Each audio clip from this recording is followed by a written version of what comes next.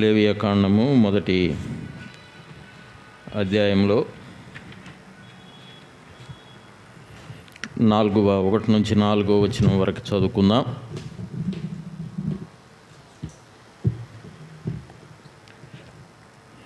యెహోవా మోషేను పిలిచి ప్రత్యక్షపు గుడారములో నుండి అతనికి ఇలాగూ సెలవిచ్చెను. నీవు ఇజ్రాయేలీలతో ఇట్లనము, మీలో ఎవరైనను యెహోవాకు బలి అర్పించున్నప్పుడు గోవుల మందలో నుండి కానీ, గొర్రెల మందలో నుండి కానీ, మేకల మందలో నుండి కానీ దాన్ని తీసుకొని రావలెను. అతడు దహన బలి రూపముగా అర్పించున్నది గోవులలోనిదైనది ఎడల నిర్దోషమైన మగదానిని తీసుకొని రావలెను. తాను యెహోవా సన్నిధిని అంగీకరింపబడినట్లు ప్రత్యక్షపు గుడారము యొక్క ద్వారమునకు దానిని తీసుకొని రావలెను. అతడు దహన బలిగా అర్పించు పశువు తల మీద తన చెయ్యి ఉంచవలెను. అతని నిమిత్తము ప్రాయశ్చిత్తము కలుగునట్లు అది అతని పక్షముగా అంగీకరింపబడును. అతడు యెహోవా సన్నిధిని ఆ కోడె దూడను వధించిన తరువాత యాజకులైన అహరోను కుమారులు దాని రక్తమును తెచ్చి ప్రత్యక్షపు గుడారము ఎదుటనున్న బలిపీఠము చుట్టూ ఆ రక్తమును ప్రోక్షింపవలెను. దేవుడు తన వాక్యమును ఆశీర్వదించినట్లుగా మరి దేవుని ఆత్మ సహాయం కొరకు చిన్న ప్రార్థన చేద్దాం. ప్రేమ నమ్మకమైన మా ప్రియ పరలోకపు తండ్రి, నీ మహిమగల పాదములకు స్తోత్రములు స్తుతులు చెల్లిస్తున్నాం. నీ కృపచేత మమ్మలను రక్షించి ఈ సమయంలో మరి నీ మాటలు వినడానికి ఈ సమయానికి నీ సన్నిధిలో మమ్మలను చేర్చినందులకు నీకు స్తోత్రాలు స్తుతులు చెల్లిస్తున్నాం. ఇంతదనుక పాటల ద్వారా మహిమ పొందినందులకు వందనాలు. చేరి వచ్చిన వారిని బట్టి నీకు స్తోత్రాలు. రాలేకపోయినా శబ్దయంత్రం ద్వారా వినుచున్న వారిని బట్టి కూడా నీకు స్తోత్రాలు చెల్లిస్తున్నాం. రావలసిన ప్రియులను త్వరబెట్టి తీసుకుని రండి అయ్యా. మరి ఇప్పుడు నీ దాసునైన నేను నీ పక్షాన నిలువునై ఉంటూ ఉండగా అయ్యా, మరి నన్ను మరుగుపరచండి. నన్ను కనబడకుండా చేసి మీ ఆత్మ ద్వారా మీరే మాతో తేటగా సూటిగా మాట్లాడమని అయ్యా, మరి వినేవారికి అర్థమగు రీతిలో అందించుదురని వాక్యమై ఉన్న యేసుక్రీస్తు ప్రభువారి శ్రేష్టమైన నామములో స్తుతించి అడిగి వేడుకొనుచున్నాము తండ్రి, ఆమెన్. చేరి వచ్చిన ప్రియులందరికీ ప్రభు అయిన యేసుక్రీస్తు వారి నామములో ప్రేమ వందనాలు తెలియజేస్తున్నాను. ప్రియమైన సోదరి సోదరులారా, మరి దేవుని వాక్యాన్ని వినడం అది ఆశీర్వాదకరం. దైవ గ్రంథములో ప్రకటన గ్రంథము 1వ అధ్యాయం 4వ వచనంలో ఈ ప్రవచన వాక్యములను వినువాడును చదువువాడును వాటిని విని గైకొనువారును ధన్యులు అని వ్రాయబడింది. ప్రియులారా, దేవుని వాక్యం పట్ల ఆసక్తి కలిగి ఉన్నవారు వింటారు, దాన్ని గ్రహించి గైకొంటారు. వినేవారిలో ఏదో కాలక్షేపంగా వినేవారు ఉన్నారు, ఆసక్తిగా వినేవారు కూడా ఉన్నారు. ఏదేమైనా ప్రభు వాక్యము ప్రకటించబడుతూ ఉండగా మరి అంకిత భావంతో మరి వినడం ఎంతో గొప్ప భాగ్యమని నా జీవితంలో నేను తలస్తూ ఉన్నాను. ప్రియులరా, మనము గత రాత్రి లేవియాకాండములోని 27 అధ్యాయాల ఉపోద్ఘాతాన్ని గడిచిన రాత్రి మనం పంచుకున్నాం. ఈరోజు లేవియాకాండములో ఆ మొదటి అధ్యాయంలో ఆ దహన బలిలో ఆ దహన బలి దేని కొరకు అర్పిస్తున్నాడో దేని కొరకు ఆ దహన బలిని దేవుడు అర్పించమన్నాడో, ఈ దహన బలి ద్వారా అర్పించేవానికి ఏమి దొరుకుతుందో, ఆ దొరికే ఆ గొప్ప దానికోసం, దొరికే ఆ గొప్ప ఆనందం అనండి, ఆ దొరికేది ఏమిటో దాన్ని గురించి కొంచెం వివరంగా ఆలోచన చేయాలని ఆశ కలిగి ఉన్నాం. ఏమి దొరుకుతుందో, ఈ దహన బలి ద్వారా అతనికి ఏమి దొరుకుతుందో అర్పించేవానికి, ఆ మాట ఇక్కడ 4వ వచనంలో మనం చూస్తూ ఉన్నాం. ఏంటి? అతడు దహన బలిగా అర్పించు పశువు తల మీద తన చెయ్యి ఉంచవలెను, అతని నిమిత్తము ప్రాయశ్చిత్తము కలుగునట్లు అది అతని పక్షముగా అంగీకరింపబడును అన్నాడు. అతనికి ప్రాయశ్చిత్తము కలుగునట్లు, ఈ బలి అర్పించే వ్యక్తి దేనికి బలి అర్పిస్తున్నాడంటే అతనికి ప్రాయశ్చిత్తము కావాలి. ప్రాయశ్చిత్తము అనగా ఏమిటో ఈ రాత్రికాల సమయంలో మనము ధ్యానము చేద్దాం. ప్రియులరా, కొంచెం ఈ విషయాలు మనసు పెట్టి మనం ఆలోచన చేసినప్పుడు మాత్రమే గ్రహించగలం. ప్రాయశ్చిత్తము అనగా ఏమిటో ఈ విషయాన్ని మనం మరి కొంచెం జ్ఞాపకం చేసుకుందాం. ఈ ప్రాయశ్చిత్తం అనే ఈ భాష, ప్రాయశ్చిత్తం అంటే దానికి డెఫినేషన్ కప్పడం అని ఒక భావం ఉన్నది. అంటే ప్రాయశ్చిత్తము పొందినవాడు అతని సన్నిధిలో, అంటే కప్పడం అంటే కోడి తన పిల్లలను తన రెక్కల కింద కప్పుకొని ఏ విధంగా ఆ కోడి పిల్లల్ని కాపాడుతుందో, ఆ కప్పుకొనడం అనే దానిలో, ఆ కప్పడం అనే దానిలో సురక్షితమైన రక్షణ ఉన్నట్లుగా చూస్తూ ఉన్నాం. ప్రాయశ్చిత్తము అలాంటిది. ప్రాయశ్చిత్తము మరొకరిచ్చే బహుమానం. ప్రాయశ్చిత్తం మరొకరి ద్వారా కలిగే బహుమానంగా లేఖనాల అంతరార్థము తెలియజేస్తూ ఉన్నది. ప్రాయశ్చిత్తం అనేది తనకు తానుగా ఎవరు తెచ్చుకోలేరు. ప్రాయశ్చిత్తం అనేది దేవుడు మాత్రమే ఇవ్వాలి. ప్రాయశ్చిత్తము దేవుడు మాత్రమే ఇవ్వాలి. ఈ ప్రాయశ్చిత్తము యొక్క సృష్టికర్త లేక ఈ ప్రాయశ్చిత్తము యొక్క ఏమంటారంటే దాని క్రియేటర్ ఎవరంటే, దాని గూర్చిన ఆలోచన ఎవరిదంటే అది దేవునిదే. దేవుడే ప్రాయశ్చిత్తం అవసరమని దేవుడే ప్రాయశ్చిత్తాన్ని ప్రవేశపెట్టాడు. ఎక్కడ ప్రవేశపెట్టాడంటే ఆదికాండం 3వ అధ్యాయంలోనే ఆయన ప్రాయశ్చిత్తాన్ని ప్రారంభించాడు.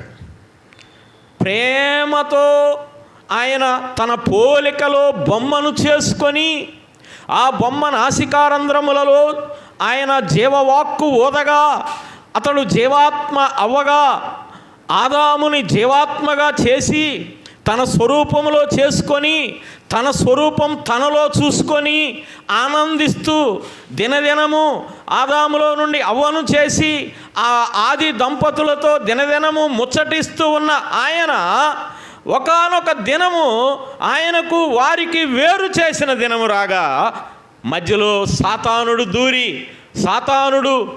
వారు ఉన్నటువంటి ఆ పరిస్థితి నుండి ఆదాము హవ్వలను దేవుని నుండి సాతానుడు కుయుక్తి చేత వారిని ఆజ్ఞను అతిక్రమించేట్టుగా సాతాను ప్రేరేపించి దేవునికి దూరము చేయగా ఆ దూరమైన ఆ ఆది దంపతులను దేవుడు తన స్వరూపములో చేసుకున్న ఆ మొదటి మానవులను వారు దూరమైనప్పుడు, వారు దాక్కున్నప్పుడు, వారు ఎదరకు రాలేకపోయినప్పుడు వారి పాపాన్ని కప్పడానికి ఆయన ప్రాయశ్చిత్తం చేశాడు. 3వ అధ్యాయము 21వ వచనములో రాత్రి మనం చూసాం. ఆ 3వ అధ్యాయం 21వ వచనములో ప్రాయశ్చిత్తము అంటే కప్పడం అనే భావం ఎలా ఉంది? మరొకసారి ఆ మాట మీరు చదవండి. ఆదికాండం 3వ అధ్యాయము 21వ వచనాన్ని మనం చదివితే అక్కడ దేవుడైన యెహోవా ఆదామునకును అతని భార్యకును చర్మపు చొక్కాయిలను చేయించి వారికి తొడిగించెను. చర్మపు చొక్కాయిలను చేయించి తొడిగించనంటే వారిని ఆ చర్మపు చొక్కాయిలతో కప్పాడనమాట. చర్మపు చొక్కాయిలతో కప్పి వారికి ప్రాయశ్చిత్తము చేశాడు. ఆ చర్మపు చొక్కాయిల ద్వారా వారిని కప్పాడు. సురక్షితమైన ప్రాయశ్చిత్తం అది. వారి పాపము నుండి విడిపించాడు. ఆ చర్మపు చొక్కాయిలను చేయడానికి బలి పశువును వధించి మన ప్రభు అయిన యేసుక్రీస్తు వారినే గొర్రెగా ఆయన వధించి చర్మపు చొక్కాయను తీసి వారిని కప్పాడు. వారికి చేయించి తొడిగించాను అన్నాడు. చేయించాడు, తొడిగించాడు. అప్పుడు 22వ వచనములో ఏమంటున్నాడు? 22లో ఆ మాట ఏమంటున్నాడు? అప్పుడు దేవుడైన యెహోవా ఇదిగో మంచి చెడ్డలను ఎరుగునట్లు ఆదాము మనలో ఒకని వంటి వాడాయను. మనలో ఒకని వంటి వాడు. అంతకుముందు కాపుదల లేదు, ముఖాముఖిగా ఎదురుకు రాలేకపోయాడు, దూరం అయిపోయిన తన పోలికలో ఛాయబడిన ప్రియమైన మొదటి ఆది దంపతులు దూరమైన వారిని తిరిగి వారిలో ఒకని వంటిగా చేసింది ఆ ప్రాయశ్చిత్తము. ప్రియులారా, ఈ ప్రాయశ్చిత్తము యొక్క సృష్టికర్త ఎవరంటే దేవుడే. అది ఆదాము హవ్వల కోసం అక్కడ చేసినట్టుగా ఉన్నది. కానీ అక్కడ బలిపీఠం ప్రస్తావన లేదు, ఆయన దహన బలి ఇచ్చిన ప్రస్తావన లేదు. చొక్కాయిల ప్రస్తావన మాత్రమే చెప్పబడింది. కప్పివేయడం, ఆది దంపతులను కప్పివేసిన ప్రాయశ్చిత్తము అక్కడ 3:21లో చూసాం. అయితే సర్వలోకమునకు ప్రాయశ్చిత్తము దేవుని మనస్సులో నుండి పుట్టింది. ఆ విషయాలు చూద్దాం. ఈ ప్రాయశ్చిత్తము యొక్క ఈ అర్పించే అర్పకుడు ఈ లేవికాండం 1వ అధ్యాయంలో ఈ దహన బలిని తీసుకొచ్చిన ఆ అర్పించే పాపి తన కొరకు తీసుకొని వచ్చిన గొర్రెను ప్రాయశ్చిత్తము కొరకై బలివ్వడానికి తీసుకొచ్చిన ఇతను వాస్తవానికి ఇతనికి ఏమి కావాలి? ఈ తీసుకొచ్చిన వ్యక్తికి ప్రాయశ్చిత్తం కావాలి. అందుకోసమే ఈ బలి, దహన బలి. ప్రాయశ్చిత్తం తను సొంతగా తెచ్చుకోలేడు, తన పాపాన్ని తను సొంతగా తీసివేసుకోలేడు. ప్రాయశ్చిత్తము కొరకై తను ఒక బలి పశువుని తీసుకొని వచ్చాడు. దేవుడు చెప్పిన లెక్కల్లో గొర్రెను తీసుకొచ్చాడు, ఎద్దునో మేకనో తీసుకొని వచ్చాడు. ఇక్కడ లెక్కల ప్రకారమే తీసుకొని వచ్చాడు. కానీ తీసుకొచ్చిన బలి పశువుని ఏం చేయాలి? తెచ్చి వధించాలి. ఆ వధించడములో ఇతనికి బదులుగా బలి పశువు వధించబడతా ఉంది. అదే ప్రాయశ్చిత్తం. ఆ కార్యము జరిగితేనే ప్రాయశ్చిత్తం. ఇది ఈ 1వ అధ్యాయములో ఈ పటములో అర్పించేవాడు ఉన్నాడు, అర్పించబడే బలి పశువు ఉన్నది. ఇది 1వ అధ్యాయంలో ఎవరో అతని పేరు రాయబడలేదు, కానీ అతని కొరకు తీసుకొని రాబడింది. కానీ మనందరి కొరకు ప్రాయశ్చిత్తాన్ని గురించి మనం తెలుసుకుంటున్నాం. చూడండి, మనందరి కొరకు ప్రాయశ్చిత్తం అందరి కొరకా, ఆ ఒక్కని కొరకేనా? ఇప్పుడు ఆ ఒక్కని కొరకు అయితే ఈ 1వ అధ్యాయాన్ని ఈ దహన బలిని మనం చూసుకున్నందువల్ల మనకు ప్రయోజనం లేదు. ఇప్పుడు రండి వెళదాం. ప్రాయశ్చిత్తము యొక్క క్రియేటర్ లేక దాని యొక్క అధినేత ఎవరు దాన్ని ప్రవేశపెట్టిందో చూద్దాం. యోహాను 1వ పత్రికలోకి వెళదాం రండి. యోహాను మొదటి పత్రికలో ప్రాయశ్చిత్తము యొక్క అధినేతను ఎవరో చూద్దాం. ఇచ్చేవాని మనసు ఎలాంటిదో చూద్దాం. ప్రాయశ్చిత్తాన్ని, ఆ కార్యాన్ని ప్రవేశపెట్టిన ఆయన యొక్క మనస్సును మనం గ్రహిద్దాం ఈ సమయంలో. ఇప్పుడు రండి, యోహాను మొదటి పత్రిక 4వ అధ్యాయము 10వ వచనాన్ని మనం చదువుకుందాం. 4వ అధ్యాయం 10వ వచనం ఏమన్నాడు? మనము దేవుని ప్రేమించితిమని కాదు, తానే మనలను ప్రేమించి మన పాపములకు ప్రాయశ్చిత్తమై ఉండుటకు తన కుమారుని పంపెను. ప్రాయశ్చిత్తమై ఉండుటకు తన కుమారుని పంపెను. పంపడానికి కారణం కూడా రాశాడు ఈ వచనంలో. పంపడానికి కారణం ఏంటి? తానే మనలను ప్రేమించి, దేవుడు తానే మనలను ప్రేమించి తన కుమారుణ్ణి పంపాడు. మన కొరకు తన కుమారుణ్ణి పంపించాడు. ప్రియులారా, అంటే పంపించిన ఆయన మనసు ఉన్నది. ఎవరిని పంపించాడు? పంపించేవాడు ఎవరిని పంపాడు? ఎవరినో పంపించలా, తన కుమారుణ్ణి పంపించాడు. మరొక చోట రాయబడింది ఈ మాట. ఇక్కడ మరొక చోట ఆ కుమారుడు ఎవరో, రోమాపత్రిక 8వ అధ్యాయంలోకి వెళదాం రండి. అక్కడ ఏ కుమారుడో అది క్లియర్గా చెప్పబడింది. రోమాపత్రిక 8వ అధ్యాయము 32వ వచనం చదువుతున్నాను. తన సొంత కుమారుని అనుగ్రహించుటకు వెనుక తీయక మన అందరి కొరకు ఆయనను అప్పగించాడు. తన కుమారుణ్ణి ప్రాయశ్చిత్తం కొరకు పంపాడని అక్కడ చూసాం. ఏ కుమారుడు అంటే ఎంతమంది కుమారులు ఉన్నారు? అద్వితీయ కుమారుడు, ద్వితీయత లేని అద్వితీయుడు మన ప్రభు అయిన యేసుక్రీస్తు వారు. ఆయన ఒక్కడే కుమారుడు, ఏకైక కుమారుడు. తన సొంత కుమారుణ్ణి పంపించాడన్నాడు. యోహాను సువార్త 1:18 తన రొమ్ములో దాచబడిన కుమారుణ్ణి పంపాడన్నాడు. ఇంకొక వర్షంలో తన గుండెలో అని రాయబడింది. తన రొమ్ములో, తన గుండెలో, తనలో ఉన్నటువంటి తన కుమారుణ్ణి పంపించాడు. దేని కొరకు? ప్రాయశ్చిత్తం కొరకు. ప్రాయశ్చిత్తం అంటే ఇక్కడ ఈ మొదటి లేవికాండం 1వ అధ్యాయంలో ఒక వ్యక్తి తన కొరకు ఒక గొర్రెని తీసుకొని వచ్చాడు.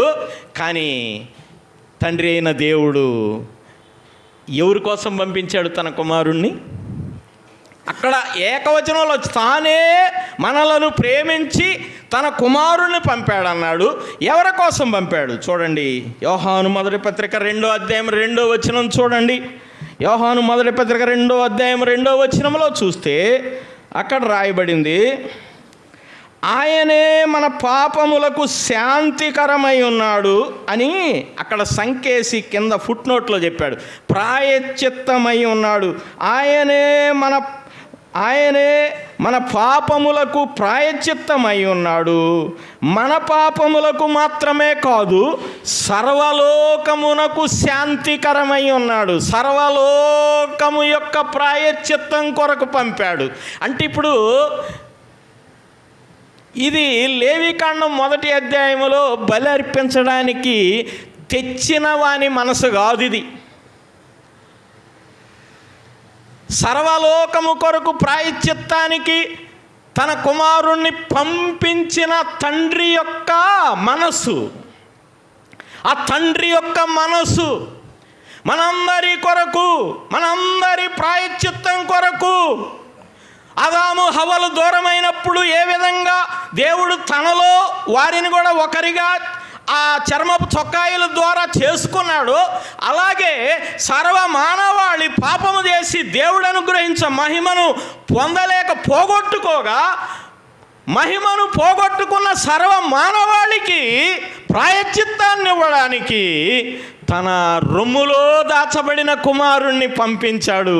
అది తండ్రి మనసు. నీ కొరకు, నా కొరకు పాపానికి ప్రాయశ్చిత్తం చేయడానికి జరిగిన ఆ బలి దాని యొక్క ప్రణాళిక ఎవరిది? అది తండ్రిది. తండ్రి ప్రణాళిక వేయగా మరి కుమారుడు ఒక చోట ఒక మాట రాయబడింది. పరలోకములోనే పండితులు దాన్ని ఆ విధంగా వ్యాఖ్యానం చేశారు. మా నిమిత్తం ఎవరు వెళతారు?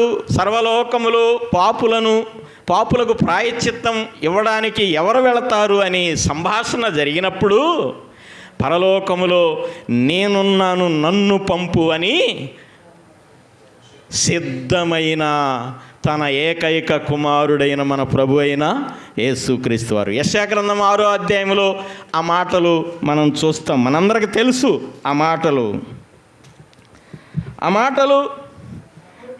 8వ వచనం, 6వ అధ్యాయం 8వ వచనంలో, అప్పుడు నేను ఎవని పంపెదను, మా నిమిత్తము ఎవడు పోవునని ప్రభువు సెలవీయగా అంతటా నేను చిత్తగించుము, నేనున్నాను, నన్ను పంపుమన్నాడు. తండ్రి ఆజ్ఞ వేయగా, దేనికి ఆజ్ఞ? ఏం పనిది? ఏ పని కొరకు ఆజ్ఞ? సర్వమానవాళి కొరకు, సర్వమానవాళి ప్రాయశ్చిత్తం కొరకు తండ్రి ఆజ్ఞ వేయగా, తండ్రి ప్రణాళిక వేయగా, ఆ ప్రణాళికను నెరవేర్చడానికి కుమారుడు నేనున్నాను, నేను వెళతాను అని ఆయన దిగి వచ్చాడు. ఈ ప్రాయశ్చిత్తము బలిచ్చేవానికి ఎవరి ద్వారా కలిగిందంటే, తెచ్చిన వానికి బదులుగా బలైన బలి పశువు ద్వారా ప్రాయశ్చిత్తం ఎలా కలిగిందో, ఈరోజు పాపులమైన మనకు పాపి కొరకు ప్రాణం పెట్టిన ప్రభువు ద్వారా ప్రాయశ్చిత్తం మనకి దొరుకుతుందండి. ఈ ప్రణాళిక ఎలాంటి ప్రణాళిక ఇది? చూడండి, తండ్రి మనసు చూశాం. ప్రాయశ్చిత్తం కొరకు కుమారుని పంపించాడు. ఇప్పుడు కుమారుని మనసు వచ్చిన ఆయన యేసు ప్రభు వారి మనసు కూడా చూడాలి.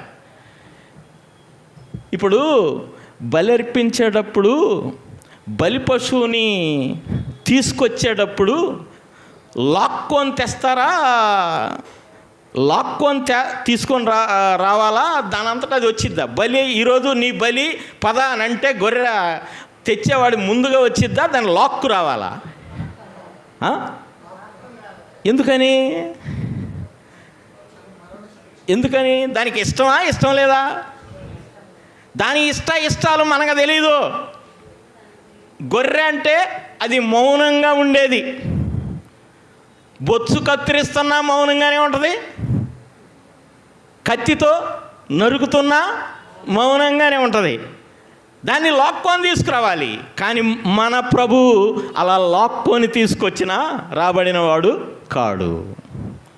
తండ్రి పంపగా ఆయన వచ్చాడు. ఆయన మాటల్లో మనం చూద్దాం. ఆయన గూర్చి రాయబడిన మాటలు మనం కొంచెం గమనిద్దాం. చూడండి, తండ్రి చిత్తానికి లోబడిన మన కొరకు బలి పశువైన ప్రభు మాటలు చూద్దాం. యెషయా గ్రంథం 60వ అధ్యాయం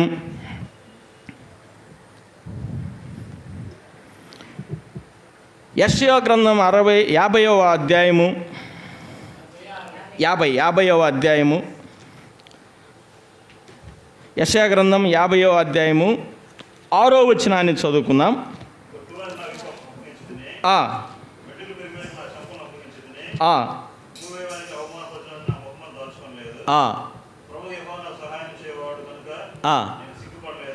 ఆగండి, ఇవన్నీ కొట్టువానికి నా వీపును అప్పగించి తినని ఏకవచనంలో చెప్పాడా, బహువచనంలో?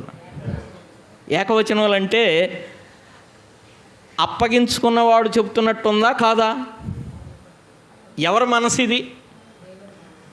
దేవుంది కాదండి. ఇక్కడ మన స్క్రిప్చర్లో మన కొరకు బలి పశువుగా బలవుతున్న ప్రభువు యొక్క మనసులో ఉన్న ఆయన మనస్సును మనం తెలుసుకుంటున్నాం.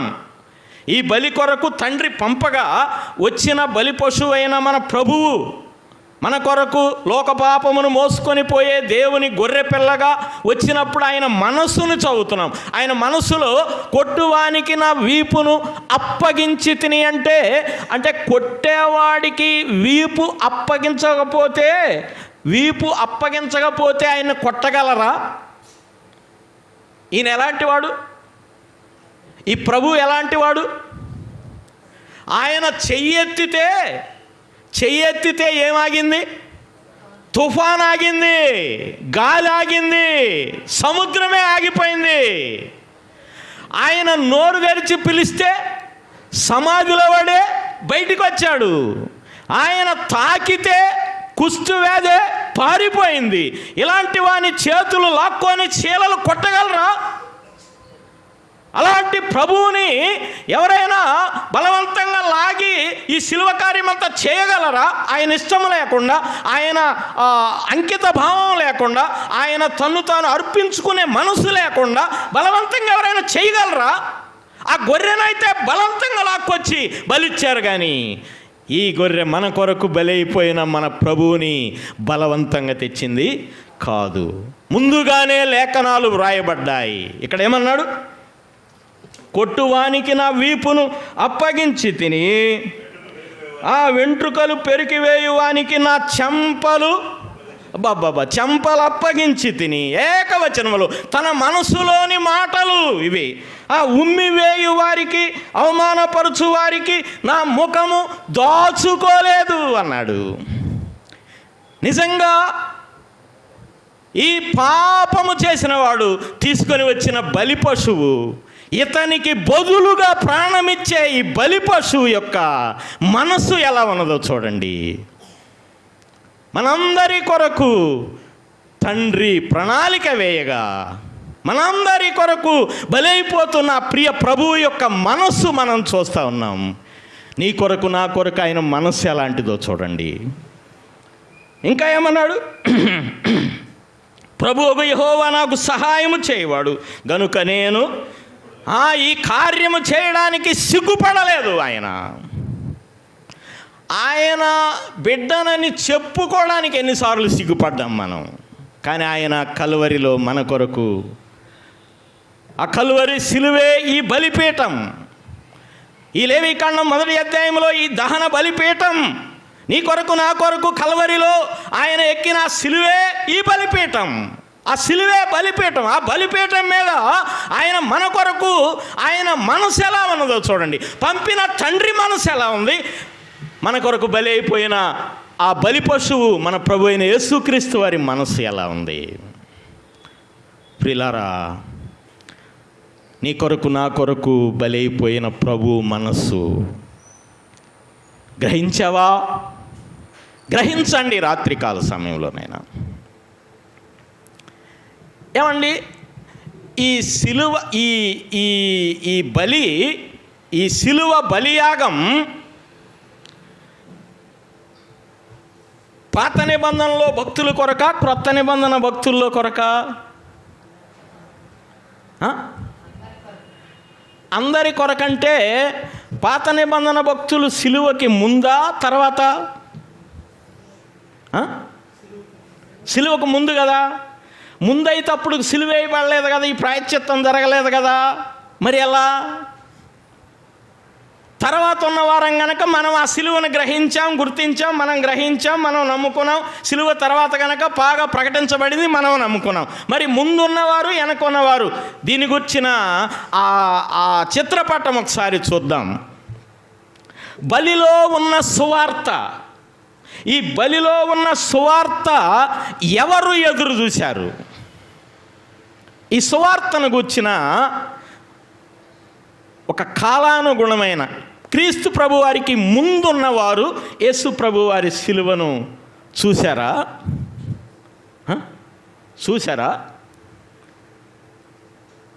చూడండి, ఆ విషయాలు మనం కొంచెం విపులంగా తెలుసుకోవాలి. ఎందుకంటే ఈరోజు ఈ మెసేజ్ ఏంటంటే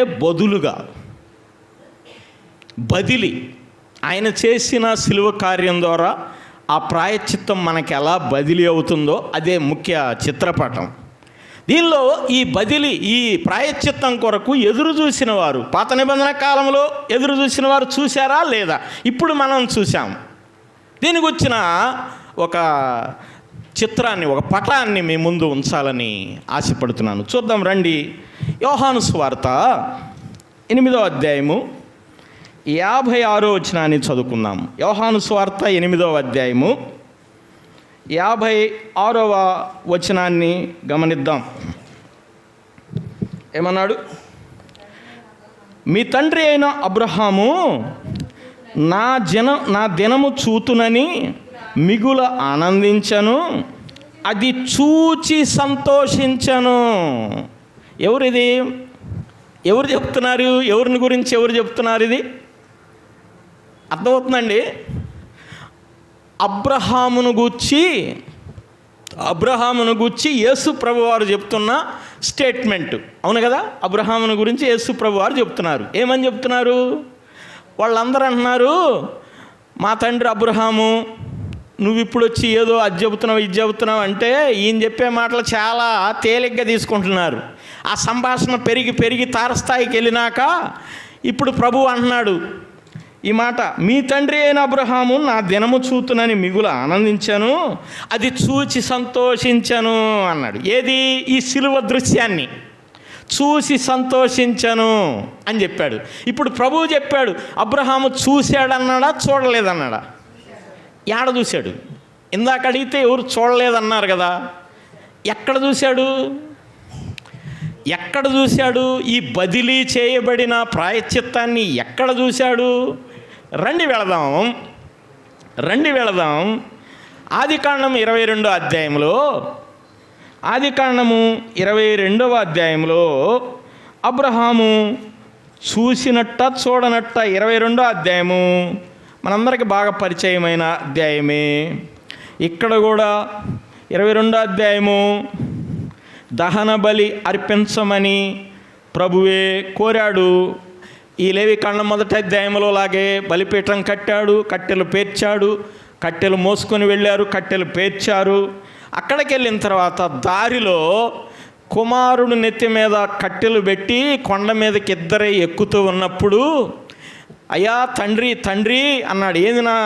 ఏంది నాయనా అన్నాడు. అంటే ఏమన్నాడు?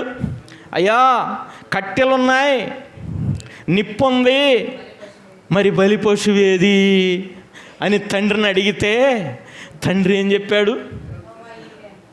యెహోవా ఈరే అంటే అర్థం చెప్పండి. తండ్రి దేవుడే చూసుకుంటాడని చెప్పాడు. దేవుడే చూసుకుంటాడు.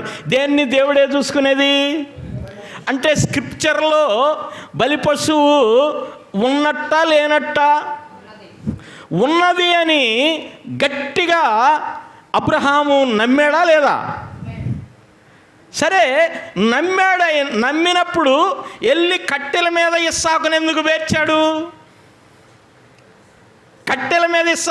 పేర్చాడు?